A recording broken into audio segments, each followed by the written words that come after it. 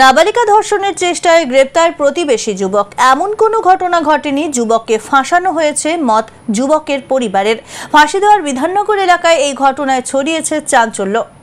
নাবালিকার দিদির অভিযোগ, প্রতিবেশী এক যুবক তার বোনকে অকথ্য ভাষায় গালিগালাজ শুরু করে।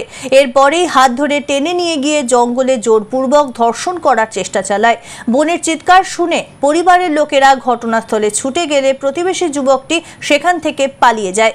এরপরই দিদি প্রতিবেশী যুবকের বিরুদ্ধে ফাঁসি দেওয়ার বিধাননগর থানায় একটি লিখিত অভিযোগ দায়ের করে।